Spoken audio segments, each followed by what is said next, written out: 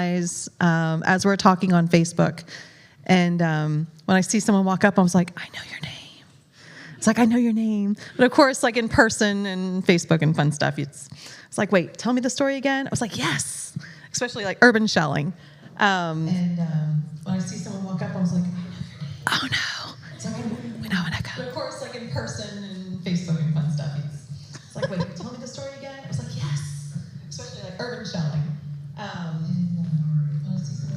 How do we do this?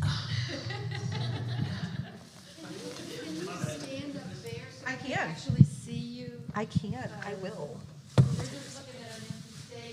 It's like, try to figure out how to do this, huh? Trying to also watch the chat. Should I stay in this chat or should I go over to the other? I'm probably the main stage. Yeah, I have a chat open. You have the other chat open too? It is here on the main stage. So just refresh your page and stay here. Okay, cool. Hi. Any questions? And I apologize to the actual true scientist in the room. Or there's others in the room. Like I said, it was completely only Google. So if I mispronounce the names or words or misnamed shells, I did try to confirm some of the names and the types of the shells that we had in our area. But we'll just start from here. Is there any questions? Is there any thoughts, comments? Oh, I don't have anything. You said it's water and food. What, do you actually put a water bowl out for them and hermit crab food? Hermit crabs are actually really good leak finders. So you have to figure, we live in a residential neighborhood. It's called Harry Harris. And everything from air conditioning. So think about your air conditioning systems, how you have the air conditioning drainage pipes. Well, that's water. They will find those. Like above our camper, when we had our camper there before we sold it, thank God, that air conditioner unit would have a drainage, and they will find that.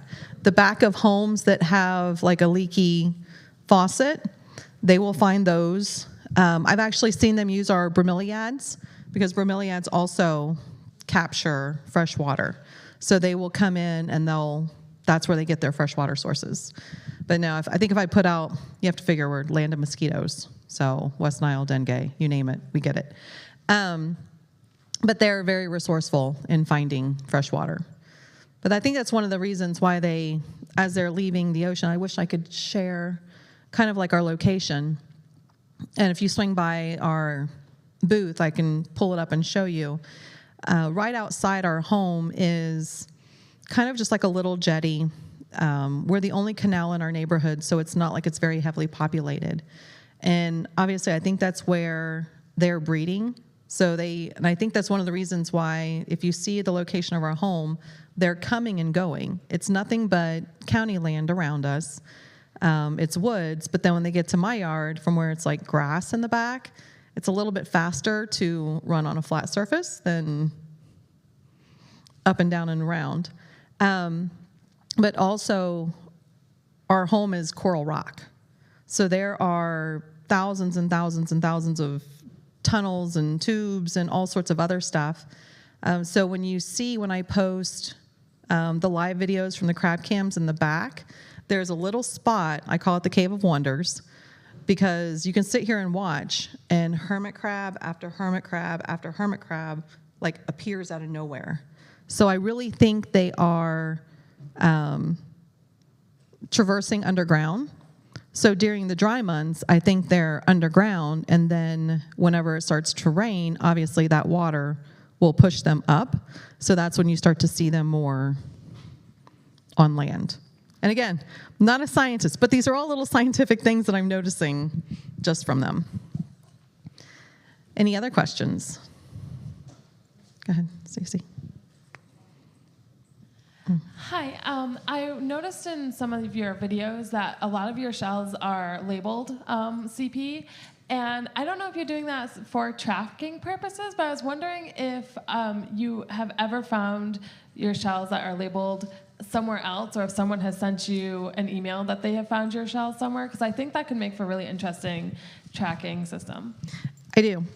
So the shells that I put out, that I purchased or whatever, I label those as CP. So I know that those are ones I did. But you see a lot of those. There was like LP, CC. There's even been one shell when I first moved in, because you saw that really, really big tulip shell. Those were what I first found, and that was like 4 years ago. And there was one guy, I named him Pinky, because the shell type and stuff like that, I actually wrote Pinky on the shell in permanent marker.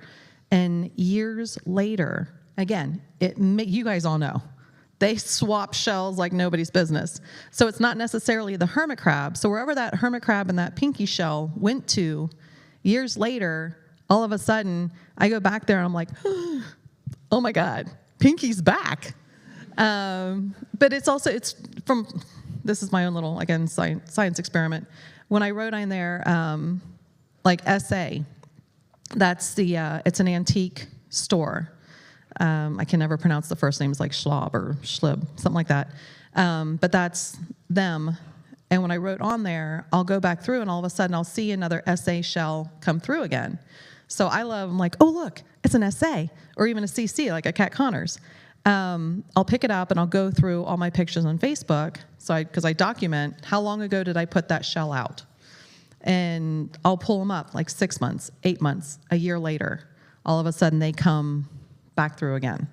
And that's, like you said, it's neat to kind of track that, because I know they were there at one point, and believe me, they come in, throw all their clothes on the floor and change shells, and then they run away. But to see that come back again, I'm like, that's kind of cool. I kind of think that, I don't know if they're like putting the word out, like they've come back in and we're like, okay, now we're going to drop this shell and I'm going to move into the next one and then I'm going to leave.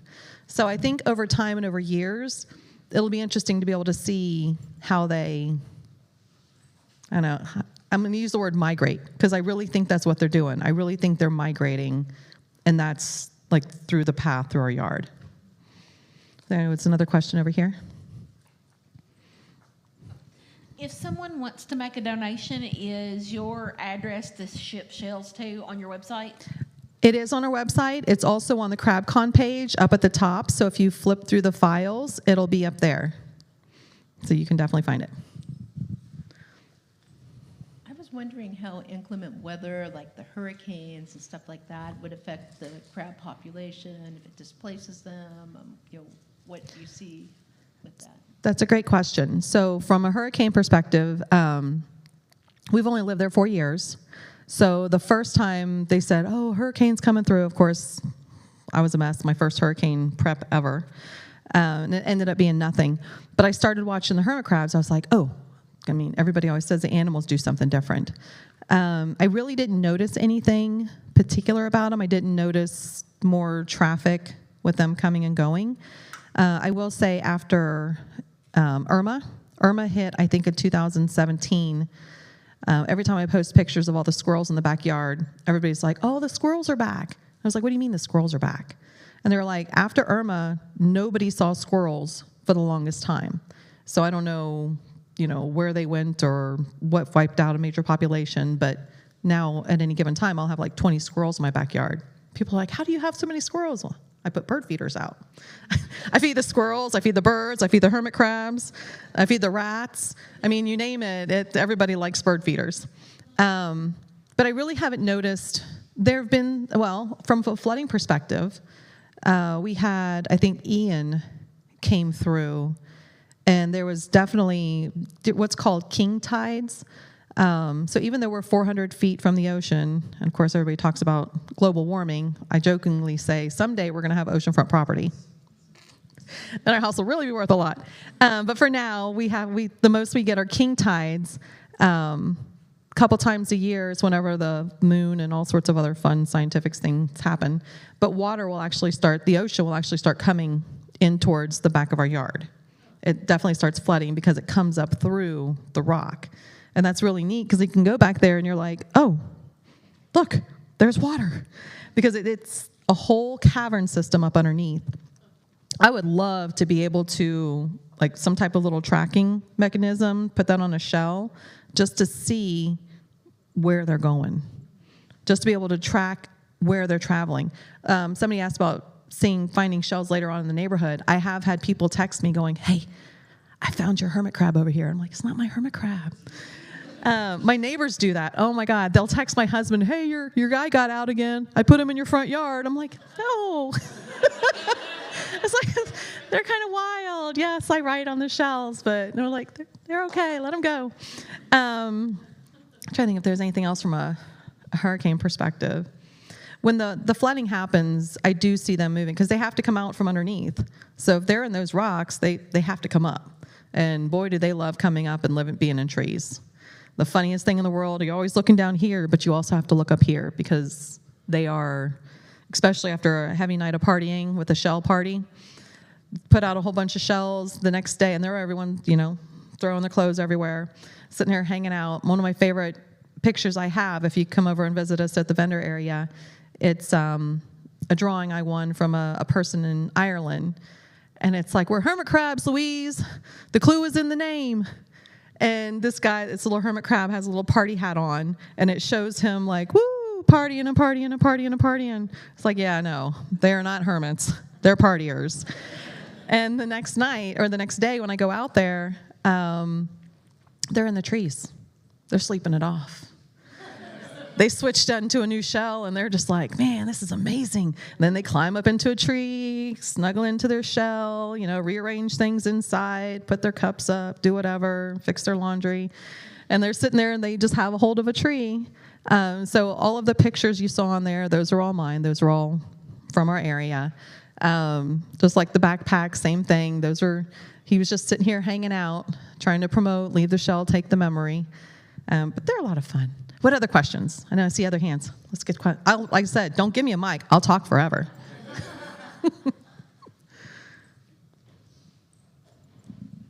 I love that you label the shells, but I was curious, what do you use to label the shells? Great question. Obviously, when I first joined the hermit crab population, I had a lot of people yelling at me, don't mark the shells. You're starting a bad thing. Some general consensus is that the Sharpies are non-toxic. And of course, there's all sorts of other conversations from that. But I usually mark them like in an area where the hermit crab's not going to eat the shell when they modify them. But I also use like an acrylic paint marker. So those are the two things I only use. It's just acrylic and permanent marker. And some of them they differ too. They'll wear that right off. Depends on where I put the thing on the marking on there. I try to go like on the side where I know they're not dragging their butt or eating the top or something along that line, but just something on the side. So later on I'm like, oh, I know who you are. Oh, there was another one. So painting shells. I was trying to think of something else from that. Oh, there, Christine put there. What's the furthest away we found one of our shells? Quite a few blocks away. That's what I'm saying. Like in our neighborhood, and I'm not the only one that puts out shells in our neighborhood. As I start posting them on there, we have a whole little Harry Harris Facebook page, just private for us. And believe me, if you're someone that doesn't belong there, someone knows really fast. We're all that tight. But I've had people post that they put shells out. And one lady will also text me, and she's like, hey, Angela, you have any extra shells? I'm like, yeah, come over, and I'll give you some extra shells. But one lady, she kind of lives 1, 2, 3, 4, 5, like maybe about 5 streets over, back over in the very back of her area. She's completely surrounded by woods, and I have, air quote, her trash that also is available. She said she puts shells out, and they bring her their trash. So it's kind of like they know how to recycle themselves. They find the areas, they know where to go, or sometimes people tell me all the time, like, I bought this shell and I stuck it out in front of my yard, and next thing I know, it grew legs. Yeah, you live in Florida. You live in the Keys. They're going to do that. If they need something, they're going to take what's next and available. And that was one of the very first things that I noticed originally, the reason why we started putting more shells out. I found like some of the bigger guys, and I was finding a lot of the littler guys. And I know you've seen the videos where like a whole bunch of them are all sit there piled up together, not necessarily in a line, but there was maybe about 3 or 4 of them. and they were all fighting over a shell in the middle. And I sat there forever, and I just watched this. I was mesmerized. And then after one of them finally got footage, all of a sudden the swapping started happening. And I was watching. I was like, okay, you got this, you got this, you got this, you got this. Well, the shell left over for the guy that wasn't fast enough was way too small. I mean, it was a tiny shell, and he was a naked hermit. And I had started to find dead hermits just with no shells in the neighborhood. This is when we first moved in there. And I was like, is this really what's happening? Are they really fighting over the shells? Which I get, it's natural selection. But it's also not natural selection because other people are taking the shells that they should naturally have access to. And so that's when I started going to Shell World, going to wherever, buying shells. My husband's like, how many are you getting this time? I was like, don't worry about it. I don't get my nails done. I don't go shopping. I'm not a shoe person. These are probably like 10 years old. I'm buying shells. Here's a question over here. So you take the garbage, the trash. Mm-hmm. You take the garbage, the trash ones away. Do you take the broken shells too? I do. Now, what about you were picking up scallop shells in the beginning of your, they can't use those. No. They have to have, so, Yeah. okay. No, I do take the broken shells. So also, if you visit me next door over in the vendor area, I have footage of some hermits in some extremely broken shells. And it's kind of like there's a sign also on the sign that was like, that's why I said, bring me your broken, you're tired, you're poor. Because they do, they wander in, and I'm like, oh, you got the memo, come on. And I'll go and I'll pick them up and I'll put them in a pot. I'll give them a couple little shell options, and then they swap out, and then they say thanks. It's really cute because they put their little claw right here, and I'm like, you're welcome. And I put them back down and send them on their way. Another question. Do Martha and George get pinched often? Actually, Martha got pinched for the first time the other day. So in 4 years, almost 5 years now, that dog, she's like literally, so if I'm taking a picture, she's like, oh, what are you doing? And she's right there. I'm like, you're in my picture.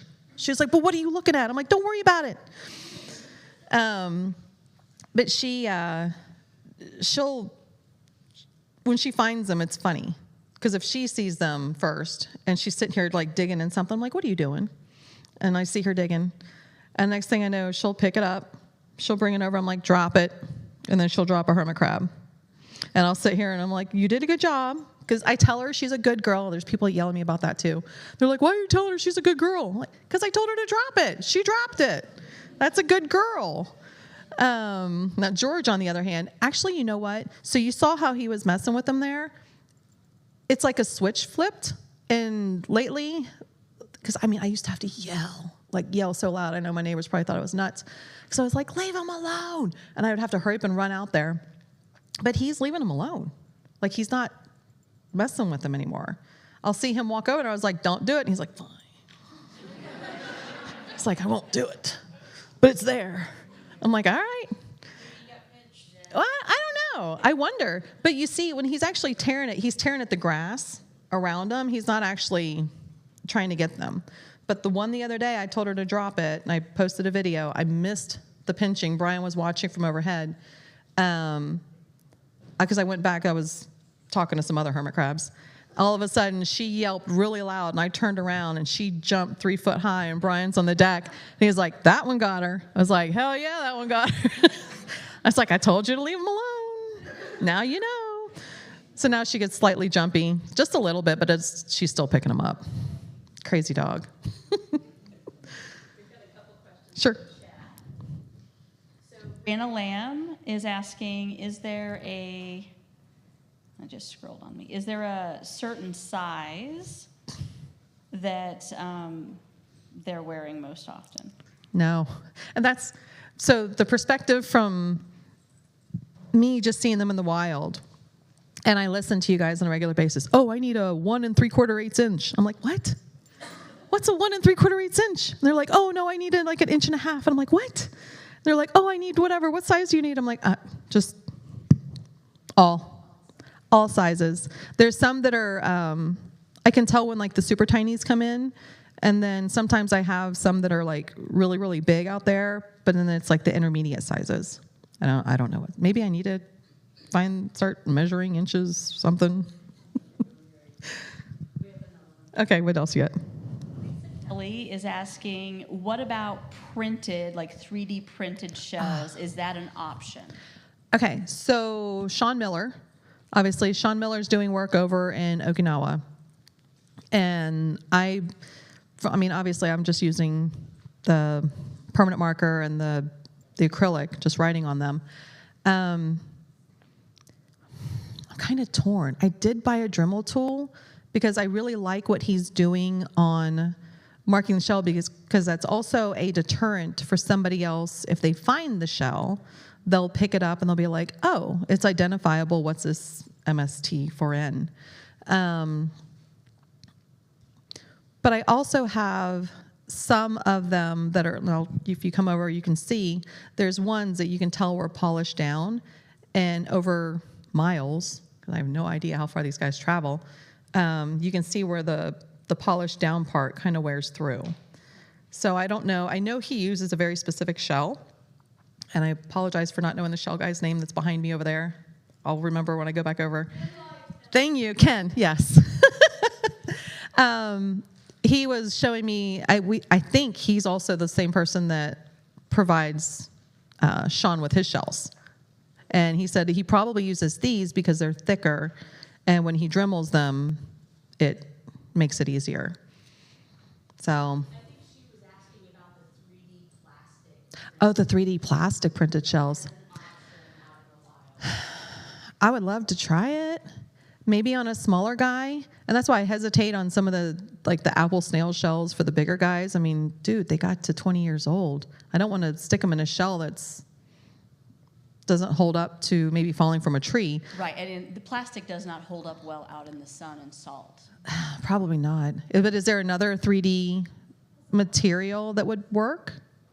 I don't know that much about 3D printing. I don't know either. It'd be interesting to see. I'd love to find some way of patching the shells. I feel like, a woman with an orphanage patching all the kids' knees. They're like, it's okay, I'll fix this and get it back to you. And you'll see, too, the tulip shells that I have over there, they look like regular normal tulip shells. But when they walk, obviously the shell is tilted a little bit more like this. But then if you pick it up and you look, it's like their knees wore out. Their butts all drag through. So they have holy jeans. So that's why there was a little boy, neighbor of ours, the lady who did the paintings. She brought over some of her neighbors, and he was fascinated, completely fascinated by everything. I let him put some initials on a shell and stick it out there. And he was like, I really want to do something. I was like, okay, come up with a compound, something that's not harmful to the hermit crab, but that I could just fix the shell. So, I don't know, that was his goal. He's 8. No telling where he's going to go from here. That's what I figured. I was like, let's plant the seed. You don't know. Michelle Lewis wants to know, do we need to clean the shells before donating them, or do you clean them before redistributing? Y'all going to cringe, but I don't. I mean, these guys are out there. They're walking over motor oil. They're walking over, you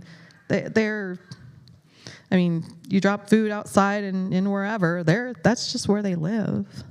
So maybe, I don't know, but I don't. I mean, if it makes you feel better to clean them before you send them, great.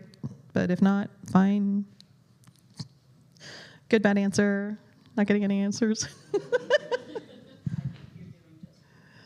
What else we got?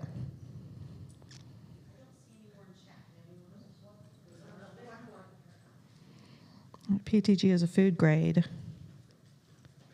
Printing shells. Maybe that's something. I would be interested to see, I think if it's for a hermit crab of a snail-sized shell, I would love to be able to see, put a couple out to see if they even jump in them. Because there are some shells that are back there that there's absolutely nothing wrong with. You can put 2 identical shells out side by side, and I have seen one shell where they go to move in, And I see so many people move into the same shell over and over and over ago, and they reject it. But all the other shells around them that may be identical, they move into those. So I don't know their preference. Maybe it's an Audi versus a Ford versus a whatever. But there's something about this other shell. And I was like, fine, if you guys aren't going to move into it, I'll move it to another pile. So I moved it to the other side of the yard, and I think those are now gone. Who knows? Maybe it's East Coast versus West Coast hermits. Something along the line. What else you got? Anything else? So most of your crabs that are traversing your property are wild, but you recently had a painted shell come across your pile and get transferred out. Yes. Do you figure that people are releasing their pets back into the environment, or do you figure that just showed up on somebody randomly? Possibly. I've had a lot of people whenever, and it's funny because, again, I only moved to the Keys like 4 years ago. And when I start posting on Facebook about hermit crabs, they're all like, you know what? We've lived here 30 years and we never thought about that. They're like, oh, I remember we used to have, people come up all the time and they tell me different stories about, oh, we used to have pet hermit crabs. The ladies down in Robbie's used to sell them. We used to take care of this one property and there were hermit crabs everywhere. They're like, but I don't see them as much anymore as what we used to 30 years ago. I do have people reach out and ask about dropping off their pet hermit crabs. I kind of cringe. And I ask them, like, how long have you had them? How many are there? Oh, I have about 10 and they're about 15 years old. And I'm like,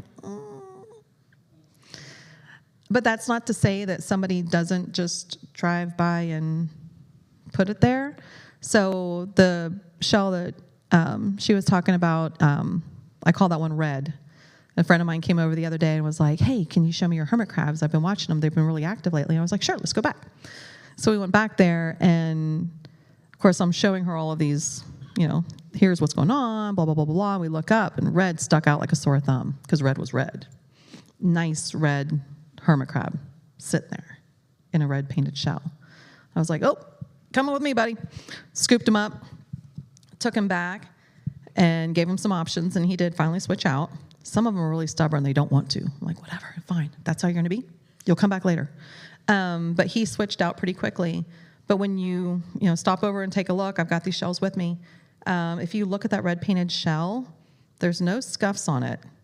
It was never modified, because they're picky. They're going to sit there and make fun little designs for their shells.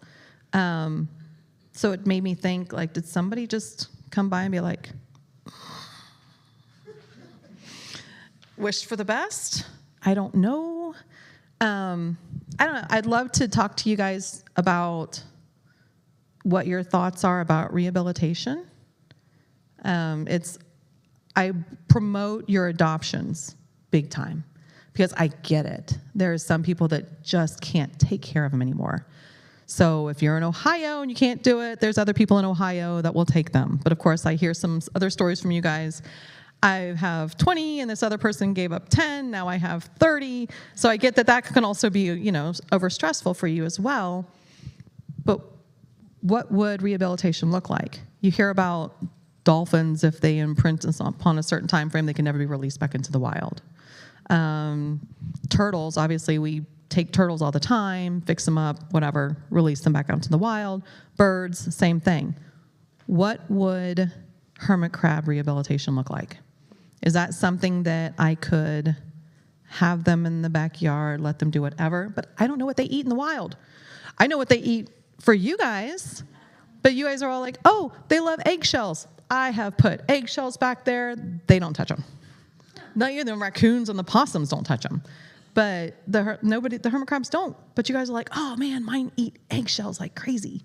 So this is a huge learning experience for us, as well as like what I'm learning from you guys. So, any other questions? Have I talked up? As I said, I'll keep talking. 10 till? What else you got?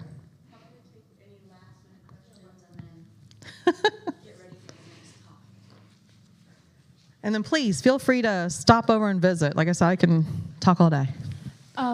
Speaking back to the shell modification, I really liked seeing your pictures of shells that have been modified, and I know it's pretty common for them to chip the top and sometimes the back to make room, but I was wondering if you've ever seen any modifications that have shocked you or are a little bit different than you would expect.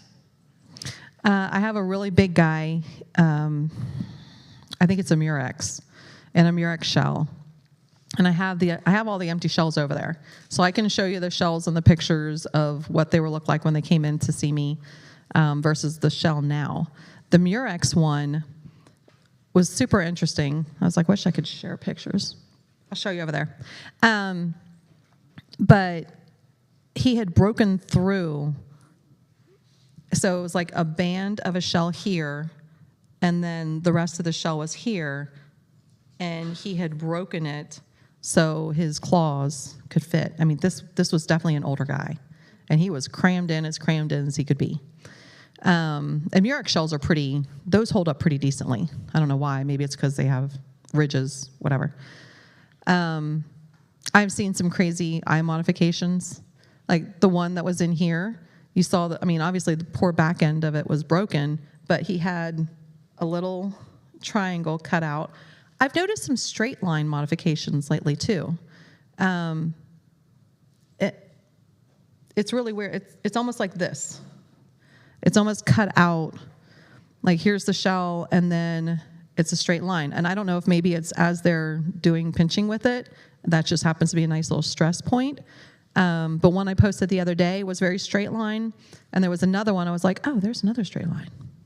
Like, that's interesting. It's like, is this a pattern? Is this... Maybe they all went to the same school of engineering. I don't know what they did, but they figured out how to make a straight line. But it's neat.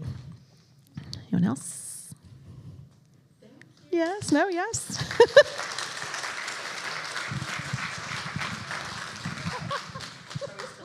Oh, yeah. We'll turn it off. There you go. So next up at noon is the pop-up magazine presentation from Rachel. Is it Cusick?